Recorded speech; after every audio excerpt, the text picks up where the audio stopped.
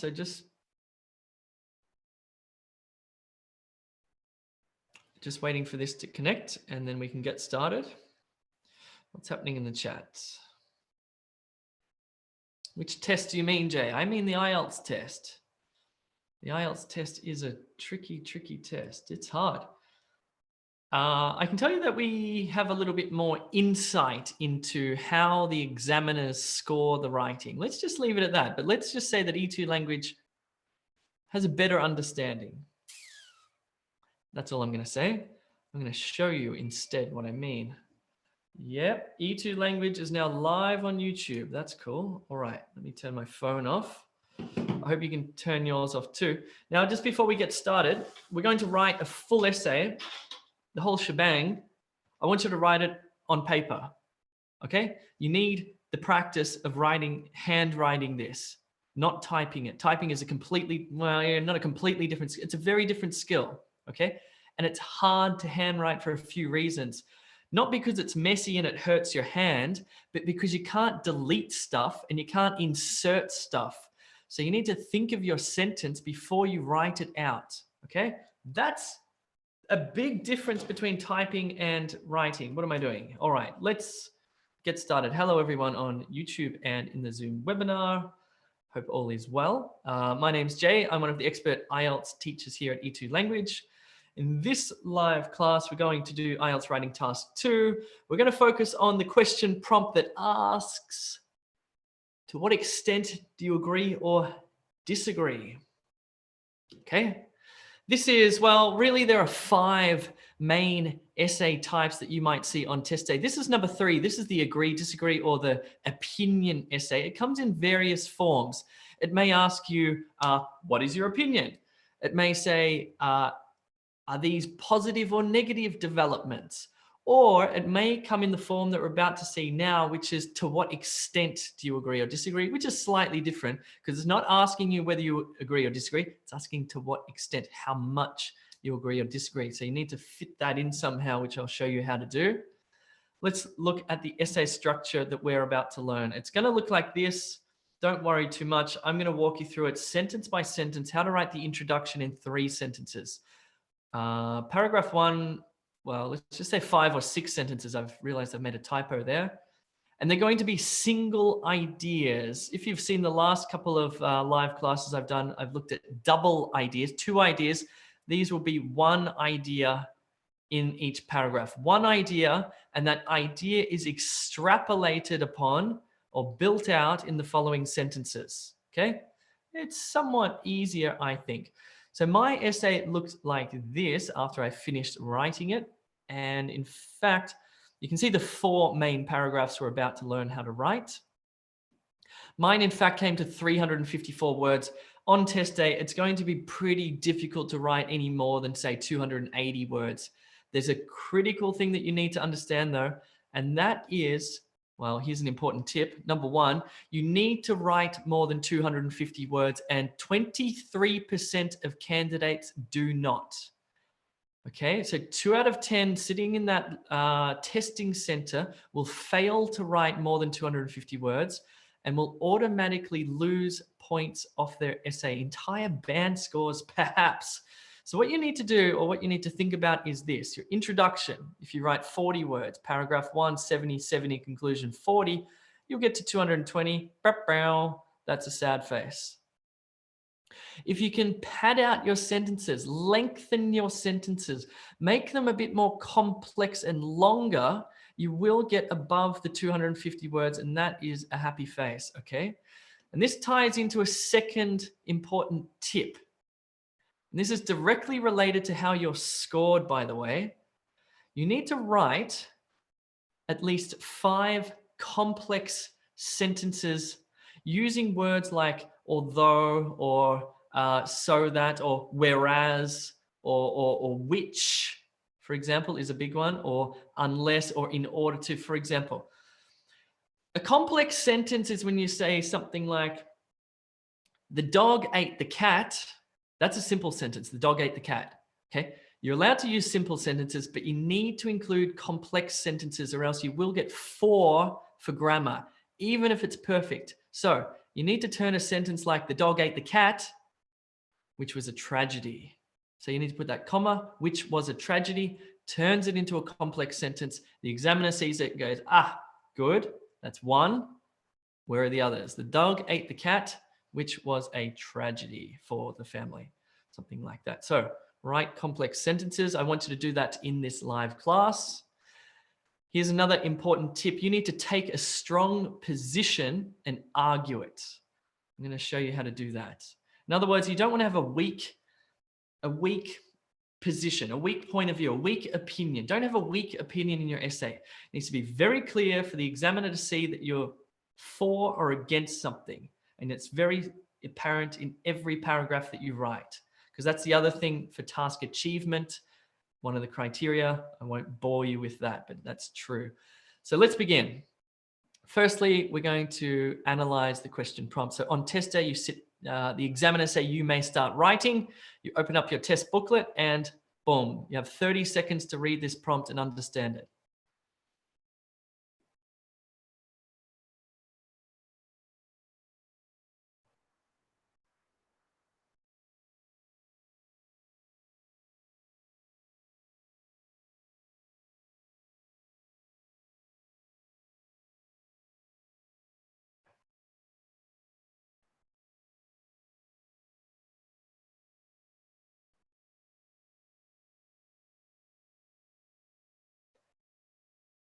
All right, let me just read it to you. It says, childhood obesity is an increasing problem in Australia. As many as 2/3 of children are now obese. Schools have a responsibility to monitor what their students eat and the amount of exercise they do. To what extent do you agree with this statement? Now, which statement are you agreeing or disagreeing with? Obviously, you're agreeing or disagreeing with this statement here. So let's read that again, because here we have the background context, which is about childhood obesity in Australia. Fine. Here's the controversial statement, which says schools have a responsibility to A, monitor what their students eat, and B, monitor the amount of exercise they do. So there are different parts to this prompt. Then it's to what extent you agree with this statement or disagree. Well, you can just do both. It says agree, but that's fine. You can disagree if you want. Let's plan this out. I'm going to give you 30 seconds to think of your two main ideas. So here you can see, why should schools have a responsibility for childhood obesity? Before we continue, my essay, I'm going to argue that schools have no response. I'm going to completely disagree with the statement. I want you to completely agree that schools have a responsibility to monitor students' eating habits and exercise habits, okay?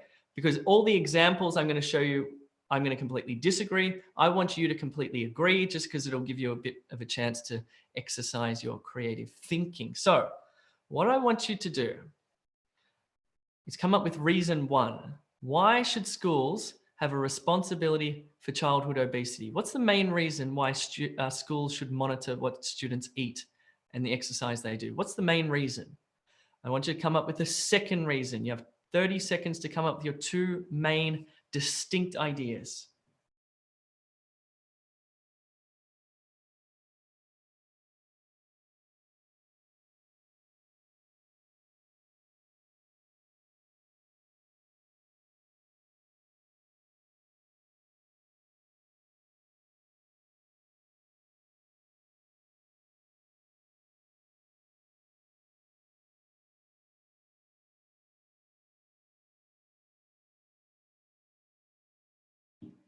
You could probably spend longer, to be honest. I'm going to give you a little bit more time because you've got to get this right. I'm going to give you another 30 seconds. I want your ideas for why you completely agree that schools should be responsible. I want your two ideas to be interesting and distinct.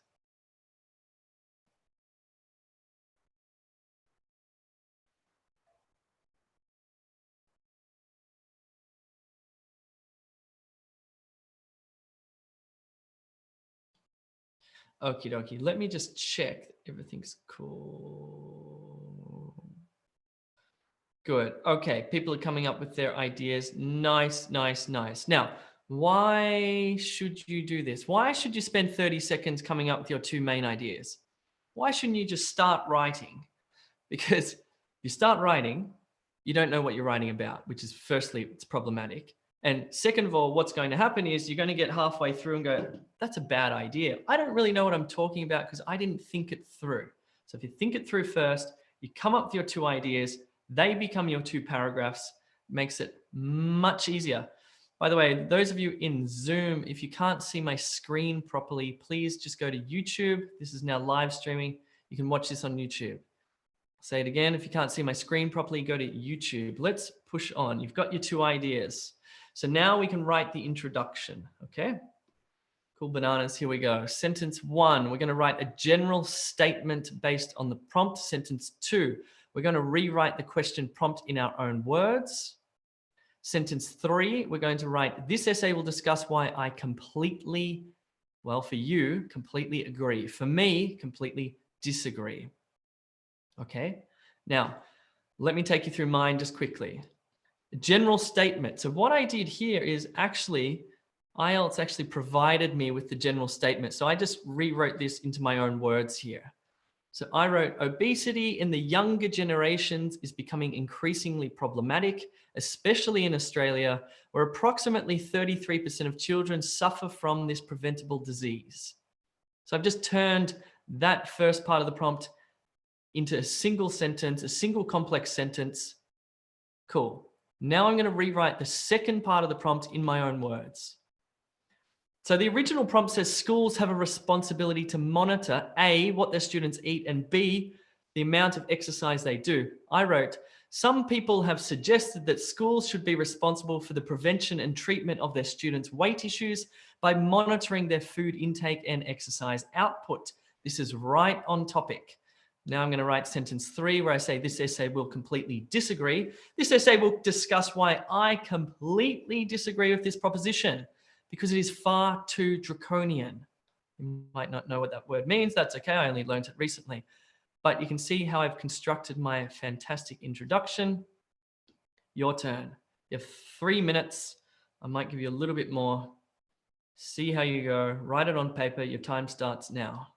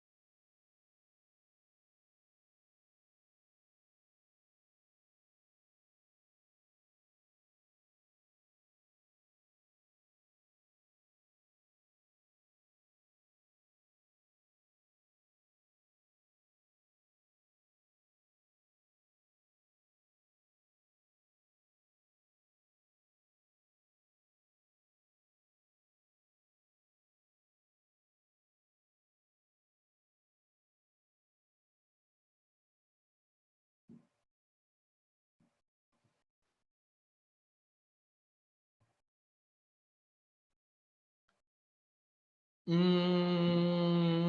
you need more time? Just put yes or no into the chat if you need more time. Nope. Oh, good. Most people are good. So well, it's about half and half. Anyway, you can always come back and watch this again. Okay.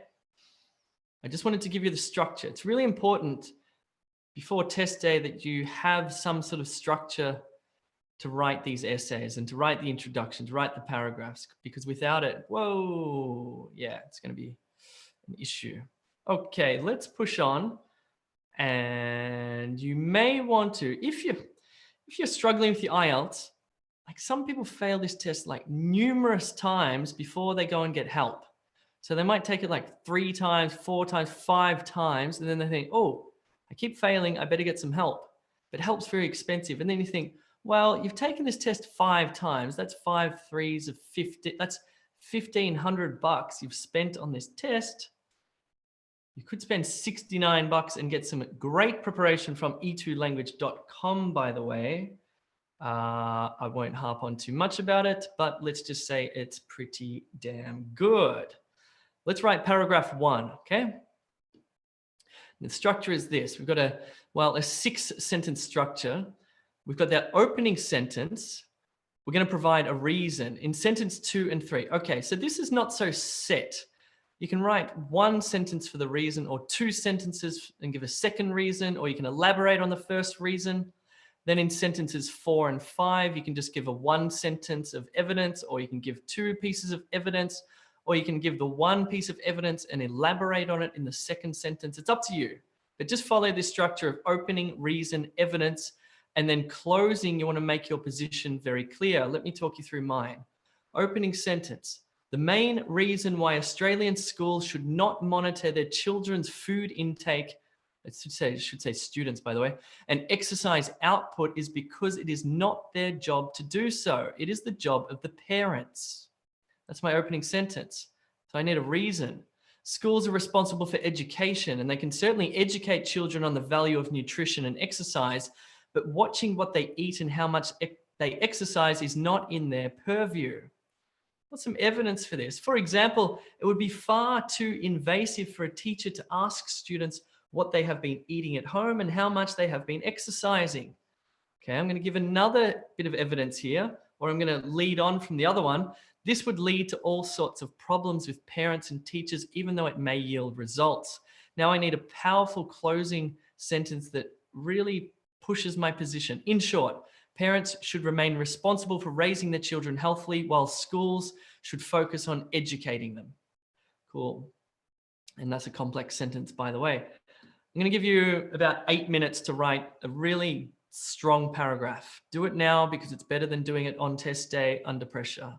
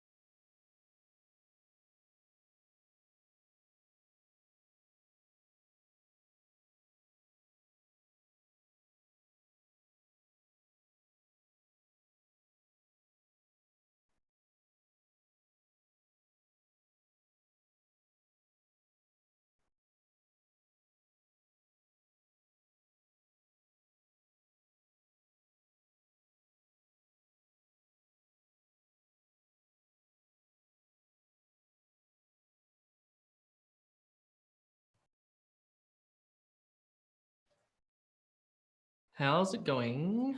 Let's have a look. All right. Most people have written their paragraphs into the chat here, or a lot of people. Okay. A few things you need to really keep in mind. You need to really stay on topic. Okay. So remember, there are different parts to this question prompt. One of them is that firstly, we're talking about obesity, childhood obesity. That's the central topic, childhood obesity. The context is that it's in Australia. So we're talking about Australia specifically. Now, the statement was talking about schools being responsible for monitoring not one, but two things. One was their students' eating habits, and two was their exercise habits. You have to try and fit all of those bits of information into your paragraphs. For example, if you're just talking about obesity, you're going to lose marks. If you're talking about obesity globally, you're going to lose marks. If you just talk about the eating habits being curbed by schools, you're going to lose marks because you need to talk about exercise habits and eating habits together. The IELTS purposely put in multiple bits of information so people forget to put them in, and so the scores will decrease. So you have to outsmart the IELTS people by thinking, okay, 4 things here I need to keep, I need to put into my paragraph. It might just be as easy as putting in an adjective like Australian, or just making sure that you're putting in both bits there. Anyway, I think that's enough time. If you haven't finished your paragraph, you can come back and finish it later. If you're watching this on YouTube now or later or live, whatever, click that subscribe button and click the little bell next to the subscribe button so you get notifications whenever we do a live stream. Okay, that's good for you and it's good for us. It's a win-win.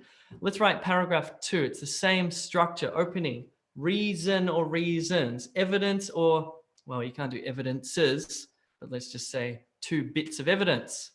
And sentence 6, you need a closing sentence which gives you a strong position. This paragraph should also be a very distinct and separate idea from your first paragraph. So my first paragraph was saying that it's the role of parents who should be monitoring what students eat and how much exercise they do, okay? Not schools. So now let's look at this paragraph and see if it's distinctly different, which it should be. A secondary reason why schools should not meddle with children's diets and exercise regimes is because it may have negative psychological impacts on the students themselves. So this is a very different idea. I'm going to elaborate with a reason. Although teachers are excellent role models for children, again, it is not their role to monitor their health. Give me some evidence. Well, if a teacher were to single out a student for being overweight, for instance, it could have profound negative effects on the student, including isolating them from their peers and promoting bullying. Okay, give me another bit of evidence. Even if a student is obese, a teacher should not reference this in the classroom and certainly not ask them, him or her, about their eating and exercise habits. What's your closing strong position? Clearly, this is a bad idea. So that's a short sentence and you should be mixing a few of those in as well. I'm going to give you another 7.5 minutes to write your excellent paragraph 2.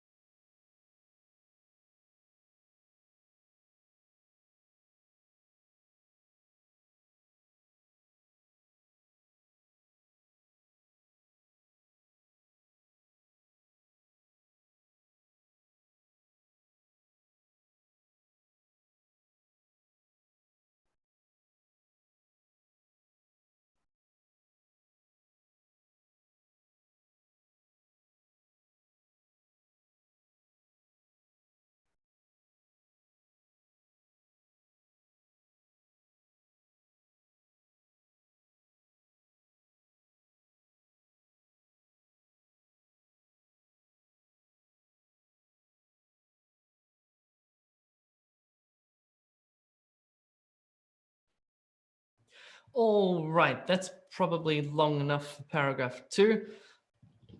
Vicky Farr, if you're watching, I'm going to answer your question at the end, and I think you're right, actually, so all good. Right, so you've written your paragraph 2. I've given you about 8 minutes there. I'm doing this very quickly, by the way. You get 40 minutes on test day, but remember, you're writing with a pencil on paper. It does take a long time. Let's write the final part of our essay now, which is the conclusion, of course, and it's going to have 2 sentences, right? Sentence 1 will say, this essay discussed my reason 1 and my reason 2. Now, what were my reasons again? Well, the first reason was that it's the parents' responsibility to look after the kids, not the schools. And my reason 2 was that it can affect children psychologically if the school monitors what they eat and what they do for exercise, right? So I'm going to mention that in my sentence 1, just very briefly to recapitulate what I said. Then my final sentence will go back to I completely disagree. Let me take you through it. So this essay discussed why schools should not be part of a child's prevention or treatment for obesity because it is not their role and it may cause mental problems for the child at hand, right? So that was my paragraph 1, my paragraph 2 in that sentence.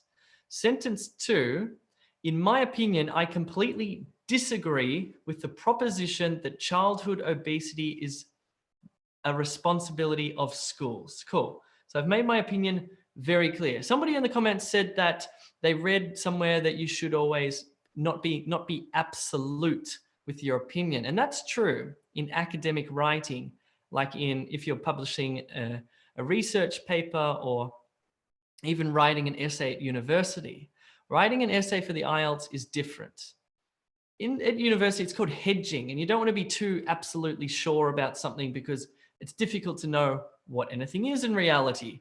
But in IELTS, you need to be kind of dogmatic, is the word. You need to have your opinion and argue for it like there's no tomorrow. And in fact, what will happen is your score will increase because that's one of the things they look for, is that you can maintain a strong position or a strong opinion throughout the essay. Cool. All right, now it's your turn to write this killer or powerful conclusion. I'm only going to give you 2 minutes to write this. 2 sentences. Time starts now.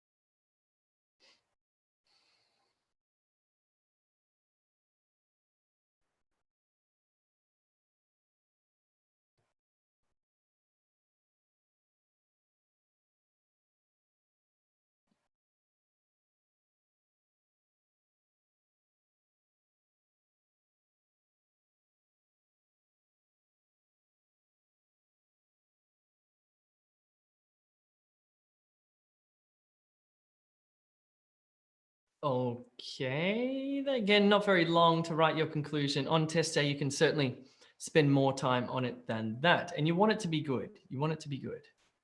Cool, no problem. People are writing their conclusions in the chat there. I could turn the chat off for you. It might be better, in fact. All right, excellent. Before we wrap up, I want to go through this high score checklist with you. These are the things that you need to think about and include in your essays. Okay, you need to ask yourself these questions. Let's talk about these, by the way, are what the examiners look for. These are called the criteria. So the examiner marks you on how well you answered the question or the task. The examiner marks you on structure, vocabulary, grammar, and the length, right? So with task, how well you answered the question is, first of all, did you answer the question or did you write something else, memorized perhaps? You need to fully answer the question. You need to fully understand the question. Second thing leading on is, did you answer all parts of the question? Okay, that was that it was about childhood obesity and that schools should be responsible for two things. If you wrote that schools should be responsible for monitoring eating and you didn't include exercise, you would lose points, for example. Third thing about task is you need to take a strong position, right? You need to make your opinion very strong throughout in every paragraph. And if you use the correct paragraph structure, which I just showed you, did you support your ideas with reasons and evidence? Fine. Structure, did you organize your essay? Do the ideas in your paragraphs flow from one to the next? Did you use linking words appropriately? Words like however, therefore, as a result, not too many, just used enough of them that it would be considered appropriate, okay? Vocabulary, did you use a wide range of words? So what you need to do with vocabulary is, yes, you need to show off your vocabulary. It needs to be precise. The words you use need to be precise. Try and think of synonyms if you can. For example, obesity, you could say weight issues, for example. Maybe fat would be considered informal. So you need to think carefully about what words you use. Children, are there synonyms for children? Well, you'd say younger generation. You can't really say kids because that's too informal. There's not many synonyms there, but other sorts of synonyms. Like, for example, monitoring how much food they eat. You could say monitoring diet, monitoring eating habits. It's different ways to say the same thing. Okay, it needs to be precise though. Yes, so precision is key for vocabulary. And did you use some natural sounding phrases? Grammar, did you use a wide range of sentence types? This is especially important. Did you mix simple and complex sentence types? Thirdly, is your grammar accurate? And did you write more than 250 words? So that's really what it's about with the IELTS. Uh-oh, frozen computer. Hold on. Let's go back. That's important, that checklist. So let's just recap. This was the structure we used. Our introduction had 3 sentences or 3 parts. We wrote a general statement. We rewrote the question prompt in our own words. And then we decided that we're going to completely agree or completely disagree with that statement. Our paragraphs have about, say, 6 sentences. An opening, we give reasons, we give evidence, and then we close with a strong position. Paragraph 2, same. And our conclusion has 2 parts, 2 sentences. This essay discussed reasons in let's say this essay discussed this and this, right? Then, in my opinion, I completely agree or disagree. You take a stand there. Holy moly, I'm exhausted. Guys, if you need help, sign up for free at e2language.com. Don't be shy. Go and make an account. You don't have to pay. There's a lot of free stuff there. The good thing about E2 Language, I think, is it's organized. You know, when you're studying on the internet, you're like, okay, I'll use a bit of this and a bit of this and a bit of that. Well, first of all, you don't know what's good and what's accurate. Second of all, it's disparate. It's all over the place. Good thing about this, it's an online course. It just takes you through. It's very efficient. So you just go bang, bang, bang, bang, learn what you need to learn and move on. It's cool. Check it out. It's nice, very nice course. Very nice. Right. Now I have to reply to Vicky, who raised a very good point about IELTS reading and the question type about matching sentence headings. And he or she, I'm not sure, I couldn't tell from the chat, he or she is right. It's not just the first sentence that gives it away. When you're doing the matching sentence headings, that's the reading question where you have the list of headings and you have to decide which heading matches the paragraph. My advice in the video was to read the first sentence because that gives it away, the topic sentence. That's half of it. It's not entirely correct. You need to read the first sentence. That's important, but you also need to scan read the paragraph. I think it's probably one of the toughest reading questions. So anyway, thank you for that. I agree with you. I might delist that video and provide a better one. Okay. I like constructive feedback. What else was there? Okay. Somebody said in the chat that they find writing task 2 difficult, so they spend more time on writing task 1. Not a good idea, because writing task 1, the letter or the graph description, is worth 33%. The essay is worth 66%. It's worth twice as many marks.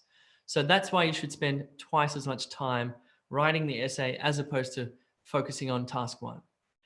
Now, what you might want to do on test days, you might want to start with the essay. Okay?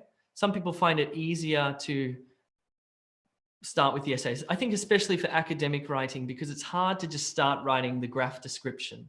But if you start on your essay, you start writing, you get the juices flowing, then you come and do your graph description second. Okay? That's a pretty good idea. Here's another good idea. On test day, what you need to do is you need to bring a notepad and a pen.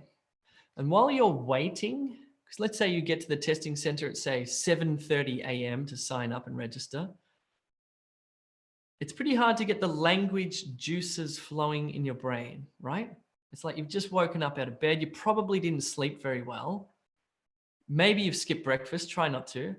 And then it's like the first thing you have to do is write an essay at 9 o'clock in the morning. This is crazily difficult. A good way to warm up your brain is to bring a notepad and a pen, get an essay question from E2 language, for example, and start writing it while you're waiting. And what you'll find is you'll start to sort of warm up your brain. The vocabulary will start flowing. The grammar will sort of come to you. And then when you go in and actually start writing your exam, it's not a cold start. You're actually ready to go. This leads me to another interesting point, which is when you're preparing for the IELTS, don't just prepare when you like feeling good, you've had a cup of tea, you're relaxed, your mood's nice, you've just had dinner. Because on test day, you're probably going to be tired, hungry, you probably need to go to the toilet. There's all these psychological and physiological factors as well. So try to study, not a bad idea actually, try and do some reading practice if you need to go to the bathroom, for example, because that's probably what it'll be like on test day. And you need to push through those psychological and don't wet yourself. That's probably not a good idea. You can go to the bathroom, of course, but try and push through those psychological and physiological things to when you're practicing. Cool. I can't think of anything else to say. I think I'm going to leave it there, guys. I'm going to leave it there, but I'm going to leave you with a website if you have any questions. So just let me write on the screen here. If you need any help with your IELTS, if you're stuck, you can just go to this website here, help.e2language.com. Write your question in there. Maybe you've failed a few times. Maybe you're nervous. Maybe you need some help. I don't know. Maybe you've taken the PTE and maybe you're not sure about IELTS. Send through a message. We'll help you out. We'll put you on the right track. We'll help you to pass this test and move on with your life. Okay? That's what we do. We're life mover honorers. Cool. Thanks very much for coming. I'm going to leave it there and have my dinner. If you have any questions, please use that website I just gave you. Bye.